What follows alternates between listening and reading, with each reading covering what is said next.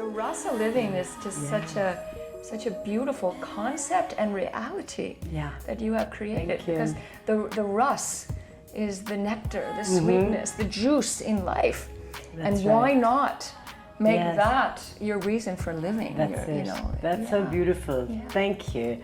And what a beautiful introduction. I'm Donna de Cruz, and this is Rasa Living. And this is a dear, dear friend, a maestro, a Renaissance woman, a dancer, a prancer, and today an extraordinary chef, a door opener, I think. Simple Recipes for Joy by Sharon Gannon, the founder and Asian provocateur of Jivamukti Yoga, Jivamukti Cafe. This is what I love, simple recipes for joy. More than 200 delicious vegan recipes. I mean, wow. Wow, what an enormous, I say a doorway, and I really want people to understand what that doorway is, because I think it exists as a doorway to incredible cuisine, to health, inner nutrition, but it's a doorway to much, much more. Yeah, I think the purpose of our life should be joy. I know that you know that, and you live that way, and you bring joy to so many other people. And so everything we do should, at the end of the day, contribute to more happiness, more joy in our lives, in the world, in the lives of others. And so I think a vegan diet actually helps us achieve that goal, because what is referred to as the SAD diet, S-A-D. I think that's such a fantastic irony and paradox right there, the SAD, S-A-D. Standard American Diet, it stands for. So Standard American Diet, or SAD, makes you sad. It's also ironic. sad for the planet, it's certainly sad for the animals. It's why? You know, why devote yourself to a life of sadness when it's very simple, actually. The recipe for joy is very simple. And in the yogic teachings, that recipe is, if you want to be happy, make others happy. Beautiful. If you want more joy in your life, bring joy in the lives of others. And so I think a vegan diet helps us do that. Yeah, but what I think is also very brave in the context of the cafe here, Jivamukti, and also the recipes is, I think for so long people found the idea of veganism to be, polemic in terms of the taste, because the taste experience was not there. That's not so here. That's absolutely not so here. I've already dog-eared, I should say. I've already marked the things. I like the potato leek soup, and this is my book here, but I think I've chose, of course, the khichdi. You can have many books. The khichdi, South Indian girl that I am, the coconut cauliflower recipe, which is unbelievable. But let's talk to me a little bit about how that process came along. Did it start in your kitchen? Did it start in the service of others? What was the sort of impetus of that? It started in the kitchen, my own kitchen, in the service of others. I wanted to entertain people, to give them a really wonderful experience when they came to my house, like you gave me one day many, many years ago. And I wanted people, when they came to my house, to step into another world, a whimsical fantasy world of elegance. And I like chandeliers, I like candles, I like crystal and things like that. I mean, even if we're eating toast, tea and toast, I like to dress it up and get dressed up. And why not? And then the cats are walking through, and there's beautiful, but everyone's welcome. Yeah. At your table, everybody is welcome. All the energies are alive and present, that's for sure. Certainly in the food too, I think that's the most prevalent. Yeah, and so, but like you and like so many of us, we're busy people. I don't have a lot of time to spend in the kitchen. So I wanted to create simple recipes.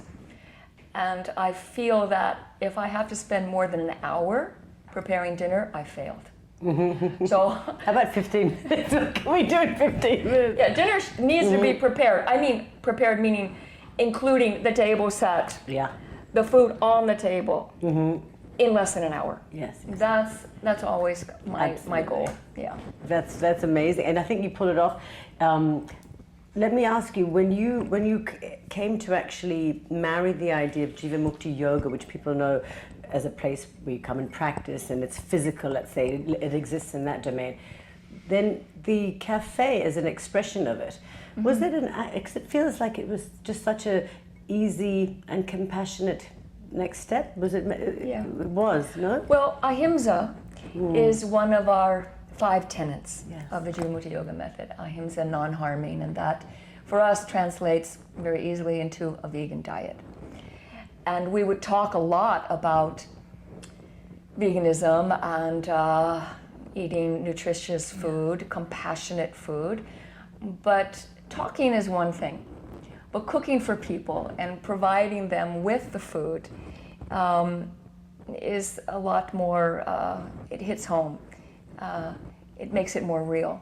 And so we were able to get it together to create the cafe inside of this yoga center 9 years ago when we opened here. Incredible. On Broadway, yeah. And it's been hugely successful, hasn't it? I mean, Success, meaning, yeah, lots of people Yes. come and lots of people eat this food and they come back, and we have like, so many regular people who say this is where they eat. yeah, totally.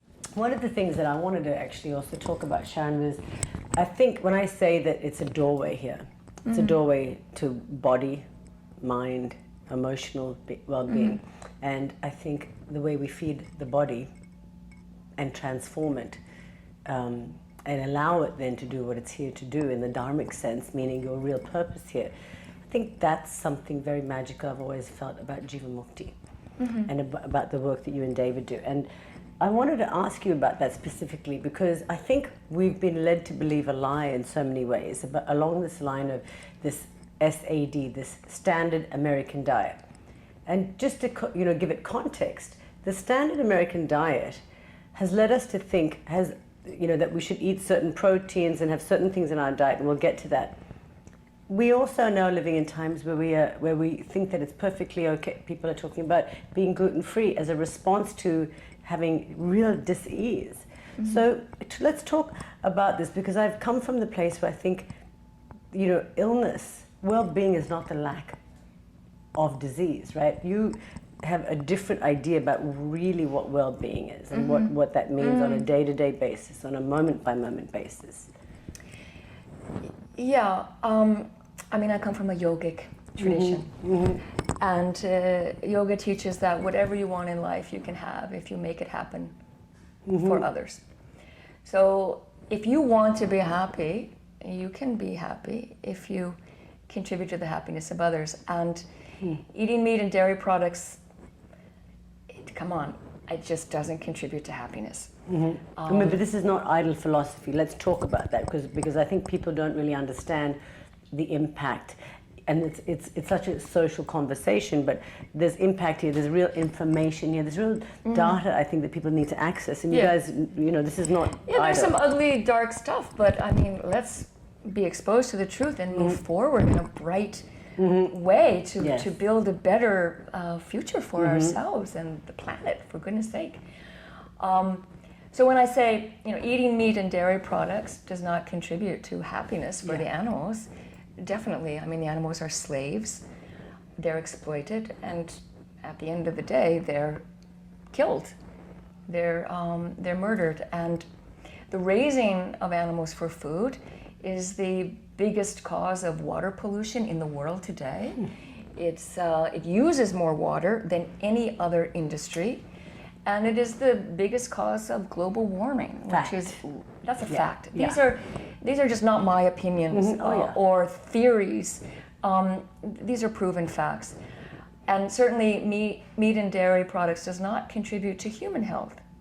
And there are millions or many studies, medical studies, to confirm this, that the SAD diet, meat and dairy, contributes to heart disease, diabetes, stroke, obesity, cancer. I mean, the things that all of us we're worried about, and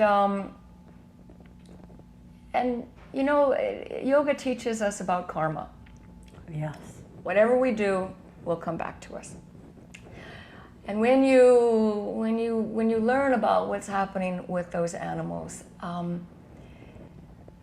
I don't want to be one. I don't want to come back as a cow, definitely. So we could say it's self-interest. I mean, the Dalai Lama says that compassion is really self-interest. That's okay. But why not? It's a win-win for both. Totally. It's a win-win for the person who's compassionate and a win-win for the other that they are compassionate towards. And sometimes it's first steps too for somebody, yeah. Why not? Why not? Okay. So the best passion definitely is compassion. And so if we want a more compassionate world, a happier world, we can have that. Yeah. But it has to start with how we treat others. And it's how we treat others will determine how others treat us. And how others treat us will determine how we see ourselves. And how we see ourselves will determine who we are ultimately. Yes, and what we take out into the world. Yeah. Yeah. And it's not just a yogic concept, karma, but Albert Einstein proved that space is curved. So since space is curved, whatever action you throw out there will eventually, but inevitably, come back. The Aboriginals that I work with in Australia, the boomerang is all about that. Of course. Yes. My boomerang won't come back. We have that as a song, and that's very much, you know, this is not just, you know, new age nonsense. This is now, I think it's emblematic in the world that we live in, where we can look at what's going on with the water sources, and what's going on with just our natural resources, and it's questionable. It truly is. And so I think finally the expression of it is we're starting to realize that, as you say, you know, as above, so below. What we eat, what we decide to ingest, then manifests in whom we take out there as a personality. No? I mean, is that something that we can, is there a fact around that? It's something I've always been personally fascinated by.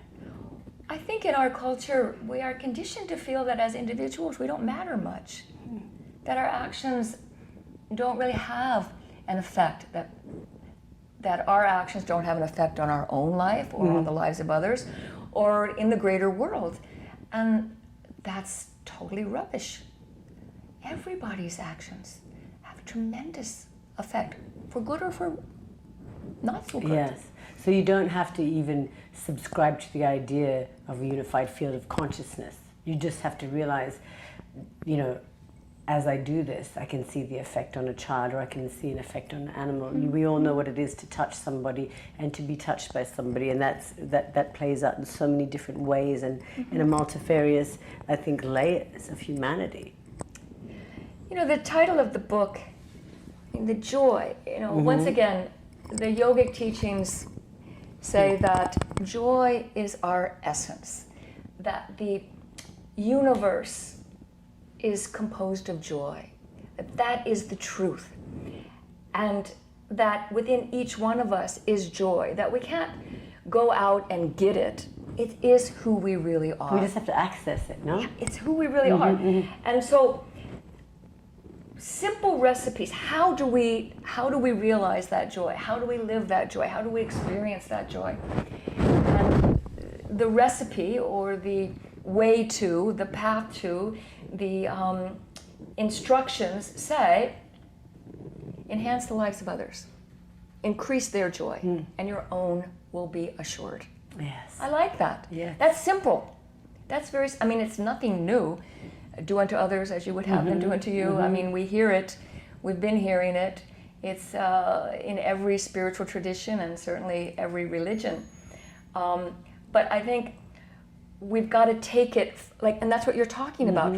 Take it into our lives, into everything we do, what we eat, how we interact with others, how we speak to others, how we think about others. Absolutely. Be kind. Absolutely. Contribute to joy. Not, you know, it's too much blaming, complaining, judging. You know, the others aren't good enough. You should be better. You could do better. why don't we try to do better first before we point the finger? You know, when you point the finger, you have three others pointing back at you. I mean, that's a good reminder. Absolutely. I like that one. Yeah, that's a powerful one, isn't it? And I think also being here at Jivamukti, we talk about yoga poses, like the warrior pose. We must also take up the stance of being peaceful warriors in that way. And I was thinking about a very simple thing. If you work at a place and your company is doing food or entertainment, you know, maybe it's not going to be the whole thing, but maybe just put up your hand and say, hey, why don't we try this dessert? Because there's yummy desserts in here. You've got, I love the way also you've done the soups with, and I'm a huge fan of soups, but I love the way you've broken it down into raw soups, chunky soups, you know, soups. Creamy soups. Creamy soups. Thank you, but I think that's brilliant because, you know, some older people might, you know, can't do some things and some people can do others. And I just thought of a very simple application and a simple act. And sometimes it's about those simple acts where a person, you know, we've all got holiday parties coming up and all that sort of thing. Let's not be afraid to say, you know, this is a great thing that I've just discovered. Take it on, be the champion, and start having a conversation or try one of the recipes and bring a plate of some yummy treats, you know, to the folks that you work with or the community that you're in or the reading club you're in or whatever. Just think about what joy that brings, and also again that doorway to, you know, for somebody else to walk through. Yeah. Simple treats. Simple recipes. Yes. Yeah. So I think. And it is simple. Mm-hmm. Happiness is really, it is simple. Joy is simple, isn't it? Joy, happiness, yeah. I love the ritual that you have. Before you eat, you bless your food. Ah, yeah. You really read the book. I'm impressed. You're amazing. Yeah, I love it. I think that's so powerful. You never cease to amaze me. You really are. You're an elegant, modern woman. Such a role model you are. Yeah, the blessing of the food. Well, once again, it's our tradition, the yogic tradition, that you give everything to God first. You offer it to God. I mean, you offer your day, you offer your actions, and certainly whatever you're about to eat. Offer it to God first and ask that God bless the food. And then when I eat this food, may I be able to bring more joy and happiness into the world. May it nourish me in that way. Powerful. You know, and that is powerful. You know, what we ask for, what we say, our words are powerful. So if we're asking to be nourished so that we could bring more peace, more joy, more happiness into the world, wow. Yeah, absolutely. Because the words that we say affect us first. They are They reverberate inside of our being and affect us first. Absolutely. I was just thinking about, you know, every Wednesday I put on my whites, and they're not cricket whites or tennis whites, but I put on my whites and I go to Phoenix House, as I've been doing now. This is going into my 4th year, and it's America's oldest drug and rehab facility. And as I'm sitting here thinking about it, I'm thinking, I wonder what food on a day-to-day basis, the 350 folks that I see every week, they are in a place that's kind of a Spartan spot. I don't know, I'm sure they're thinking about functionality, which is what normally people are thinking about with food. Yeah. But I'm going to take this to them, and I will, and maybe one day you'll come and we can have a discussion with the people that do the food. But even if they were to just take one page, take the khichdi or the dal or whatever, and offer something, we will see shifts, no? In how the people, first it's an act of love, so they're going to know that truth. But more than that, real nutrition, deep nutrition, you know, and I think that's something that when we think about addiction, we don't think about food. But you usually see, I see patterns in that level of addiction around sweets, soft drinks, candies, all that sort of, meats usually as well, overly processed foods, just period. So that might be something that we can also apply and think about when it comes to addiction. You know, at the facilities, instead of just trying to be rudimentary about it, being really, that's to me what mindfulness, that's what real joy might be. Well, there is a section in the book where I talk about your state of mind when you're cooking. Yeah. And I say something like, if you're in a bad mood, stay out of the Yes, kitchen. absolutely. Because Don't rattle those pots and pans. those negative emotions will go into the food. Absolutely. And then they will transfer into the people that are eating the food. You know, if you're sad and a teardrop falls into the pot of whatever you're cooking, that teardrop, that's going to affect the food. Absolutely. And really our intention, what we're thinking about when we're doing anything, will affect the outcome of that action. Absolutely. And that's why when I cook, I can't have anyone else in the kitchen with me, because then I'm too tempted to talk to them and socialize, and you know, and I need to really focus and say prayers and mantras while I'm cooking. And bring those prayers and mantras into the food, and then the meal comes out nicely. But you know, magic is a shift in perception. That's what magic means. So yes. So through your intention, you can change something as mundane as, you know, a piece of toast into a magical elixir, into a potion, to where, you know, when you eat that toast, if you pray over it, when you offer it to God and you ask that, you know, when I eat this, may I be able to bring joy, you know, into the people I meet today. And then you're finished your breakfast and you have really created like a magical environment. And doing something like that does, it counteracts our tendency to eat compulsively. When you have to stop and say a prayer over the food, or put an intention behind it before you eat it, then you're less likely to just grab something and stuff it in your mouth. Yeah. Absolutely. Well, amazing. What a beautiful, I love the journey of it, and I love that it's landed up here, and I love that we now have these little recipes. I think maybe we should even do recipe cards and do all, I mean, there's so much here that we can do. We do have some recipe cards. We did 4 recipe cards. It was for the mousse. I think you did it for a mousse. The mousse, we have the raw green soup with the spirulina millet. Yeah, oh good. And we had tomato beef soup. Oh yum, yum, yum, yum. Good old borscht. Well, thank you, Sharon. Thank you for this. Thank you for being an alchemist in so many people's lives, including my own. This is Donna de Cruz, and this is Rasa Living. May you take the journey to self. May you be unabashed and be unafraid to cook and love, and may your journey be joyful and yummy.